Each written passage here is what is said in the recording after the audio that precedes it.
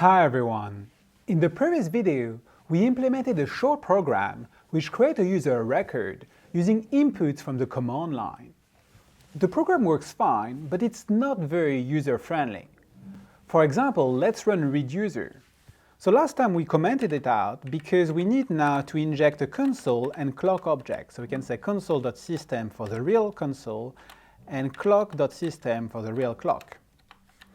And let's run the program. Now I will enter my name, my date of birth, and imagine that I make a mistake while entering the subscription flag, like I enter a lowercase n instead of an uppercase n. Now, as you can see, the program crashes with an exception, and we lose all the data we have previously collected. In our case, it's not the end of the world, as there are only 3 questions. But if we have a longer questionnaire, it will quickly become annoying. So today, our goal is to make read_user as user-friendly as possible. First, we'll improve the error messages, and then we'll implement some retry logic so that the user has a few attempts to answer with the correct format. So first, let's go toward the bottom of user creation exercises. And we'll try to implement read_subscribe to mailing list retry, which takes an extra parameter called max attempt. So this argument specifies how many attempts the user has to enter a valid response. Let's go through a few examples. If we call this method with max attempt equal to 2, we'll see the question, would you like to subscribe to our mailing list, on the console. Then if the user types an incorrect answer, such as never, we'll see the error message incorrect format, enter Y for yes or N for no. And the same question will repeat on the console. If the user enters a valid answer this time around, then the method will return successfully. However, if we redo the same scenario, but this time with max attempt equal to 1, then the method will fail with an exception. This is because the user had only 1 attempt and they entered an invalid response. So there is no option to retry. Before we implement this function, I would like to mention a few points regarding the implementation. First, max attempt must be greater than 0. So if someone calls a method with max attempt equal to 0 or a negative value, then the method should throw an exception. Second, there are different strategies to implement the retry logic. We can either use a recursion or an imperative loop. I suggest that you try both approaches. It's a good exercise. Finally, I wrote a few tests in the file user creation exercises test. Don't forget to enable them. Cool, so now it's your turn. Please pause the video and try to implement this method.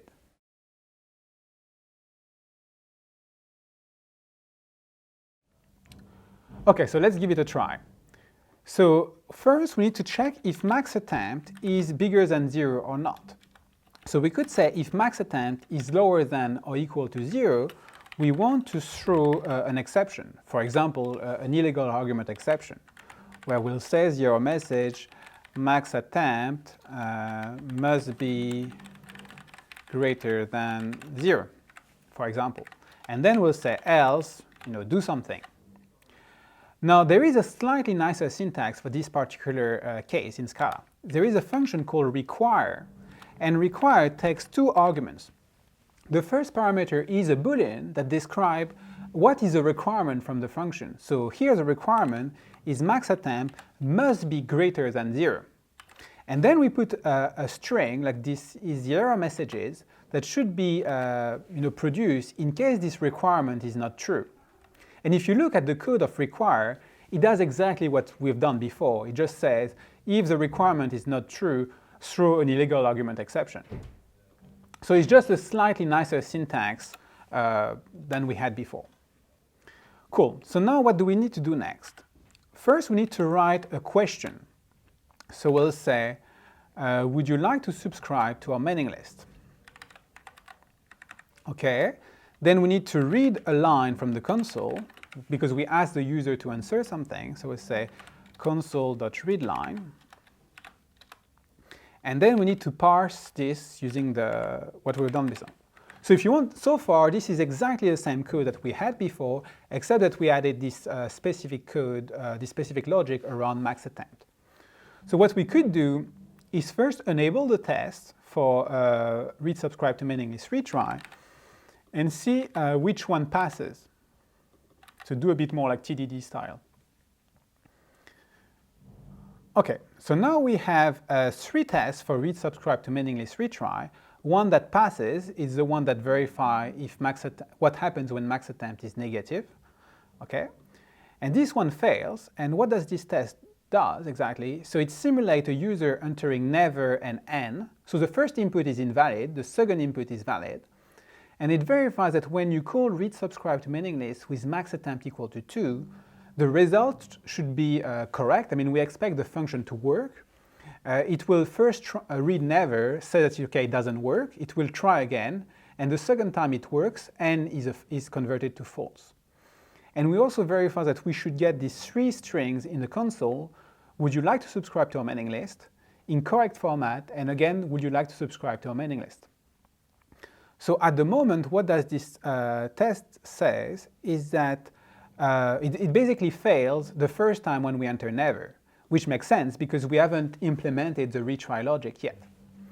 So how do we do this? First, we're going to use try in order to capture a potential exception in parse yes no. So try is going to capture the exception, and then we can use an exhaustive pattern match to differentiate if it's a failure or a success. So the happy case is, the happy pass is if parse yes no is a success. If it is a success, then we just return it. So if you want, maybe let's rename this. This will be this yes no answer, this boolean. If we get back a boolean from parse yes no, then we keep it. Now the interesting case is if there is an exception, then what we want to do is to call read subscribe to mailing list again. We want to retry the code. We'll pass the console, but this time max attempt will be equal to max attempt minus 1. We kind of consume an attempt. Cool. And as you can see, we don't use exception, so we can use an underscore just to make it clear that this exception is not used in any way. So let's rerun our test. Okay, so now it's slightly changed. So now this code doesn't throw an exception anymore, but there is an assertion that failed. So what does it say? Is that actually now we get this result equal false work. So if you want the function retry the code and does return false. But the problem is around what is the output of the console. So at the moment, we expected 3 things, but we only get two outputs. We get would you like to subscribe to our mailing list and would you like to subscribe to our mailing list. So we forgot to implement this error message in case something goes wrong. So let's go back to our implementation, which means that here we need to write something to the console. So we can say console write line. And what do we want to write is this incorrect format here. Yeah, as you can see, maybe with triple question mark, it will be slightly more readable. Okay, let's rerun it and see if we haven't screwed it up. Okay, now we have 2 tests that pass, but the third one still fails. So let's see what we did wrong. So what does this test say? First, it tries with never, so an invalid input, and max attempt equal to 1. So max attempt equal to 1 means we only have 1 attempt, there is no retry. So we expect it to fail, and we expect this output. So it seems that it works, but it fails here. So it's actually, this test does quite a lot. But so the first part verifies that the test should fail, and this is the output to the console. And there is a second element to the test that verifies if you were going to call read subscribe to mailing list, but without retry, and with the same input, we expect the error message to be exactly the same. So to be honest, this is a bit of a trick, because generally we don't really check the output string that we produce when there is an exception. I kind of implemented this because I knew that it would happen, that we would make these sort of mistakes. So here what happens is that we expected to see this error message, expected y or n, but received never. So this is a proper error message that we kind of expected. but we got requirement failed, max attempt must be greater than 0. So it seems that we got an error message that is not the one we expected. And why did we get this? It's because here, what happens is that when we call our method recursively, but at some point we are at max attempt is equal to 1, and we call ourselves recursively again. But then because we were at max attempt equal to 1, the next call will be max attempt equal to 0, and the function will fail.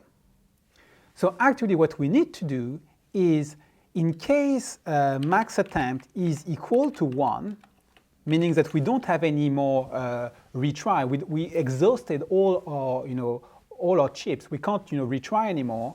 In this case, we need to stop, we want to stop the recursion and says, okay, let's throw the exception that we got here, so let's call it exception. So we want to throw the exception that we got and only retry if max attempt is bigger than 1, if you want. So let's run it this time. Cool, so this time around it works. One last thing we need to do before we are done is that this function is recursive. So with recursive function, we always need to be careful about stack safety. It's easy to write a recursive function that blows up the stack. So we could write a test to this to verify that if you call read subscribe to mailing list retry with 10,000 retry to check if it stacks safe or not. But another way to do this is to add an annotation here, a tail rake annotation, and this thing that it will verify, can this function be rewritten by the compiler using a while loop? And if it compiles, it means that it can, and the compiler will do it for us. So this is something we always need to be aware. When we write a recursive method, it's much better to add this tail rake annotation just to be sure. So as you can see, there are lots of edge cases around retry logic. So, but at least the tests were able to catch most of them, so that's a good thing. Now we're going to try to do the same thing, but for the date of birth question. So now that you have seen the pattern, I will ask you to implement read date of birth retry that should behave exactly the same as read mailing list retry. So it's going to ask a question, parse the answer from the user. If they answer incorrectly, we want an error message. And based on the max attempt, we will retry or not. So the code should be really similar, but the goal is first to do it very manually, and then we'll try to implement a more generic method. So please pause the video and try to implement read date of birth retry.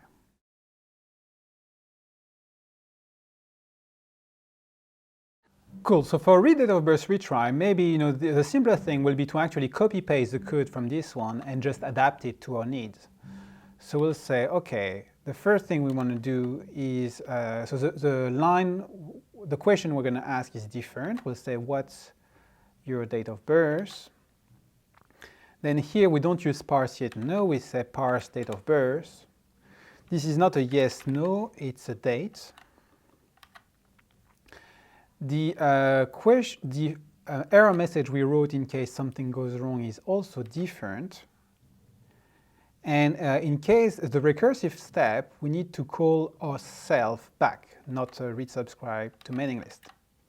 Okay, and we shouldn't forget to do this tail rake annotation. So let's enable the test to see if it works as expected.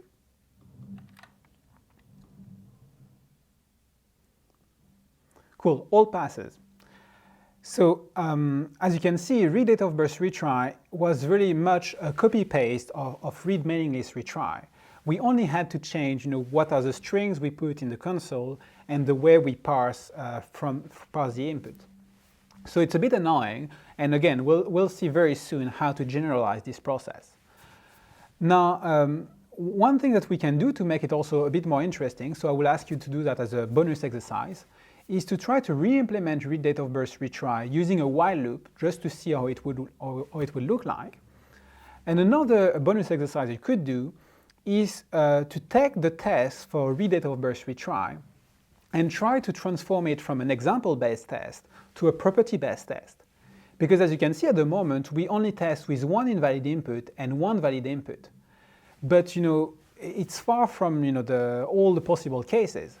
What will be nice is if we generated a list of invalid results, a list of invalid inputs, sorry, and then a valid input, and then we could generate a random max attempt, and then check, based on the value of max attempt and the size of the number of invalid inputs, then we could check, do we expect a success or a failure? So I'll let you do that as a bonus exercise, and as always, you can always find the answers in the answers module. I will put a link below the video. Okay, so now last question for today. We're gonna modify readUser. So you remember readUser was this function that we implemented last time that asks for the name, the date of birth, and the subscribe to mailing list. Now the problem was that this date of birth and subscribe to mailing list question can fail, so we won't retry it. So please modify readUser so that we give the user up to 3 attempts to answer the date of birth and subscribe to mailing list question. And then you can modify the test as well to express these sort of things. So please pause the video and modify readUser.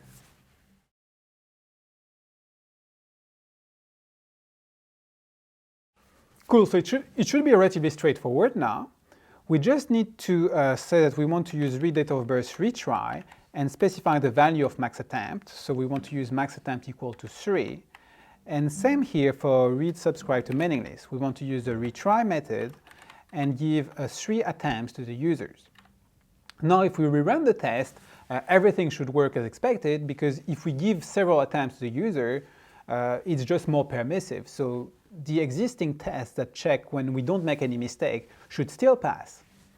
Now we could update this test to show that in case a user enters some rubbish, so for example we could check that if they enter the date in a wrong format, so for example 03/18, so the year first, or if they entered something wrong, because here they have 2 invalid inputs and then a 3rd valid input, it should still work. So we can rerun the test, it still works. And same here, for example, if we could say never or y in lowercase, the first 2 inputs are wrong, but the 3rd one is correct, so the test should still pass. Again, this is an example where property-based testing will be very useful. We can also, just to make it, just to see it for ourselves, we can rerun the app and see that it actually works, just to be sure. So if I enter my name and I enter some crap, I'll see incorrect format, blah, blah, blah, and it has my date of birth again. So I could say, okay, let's enter again an incorrect format.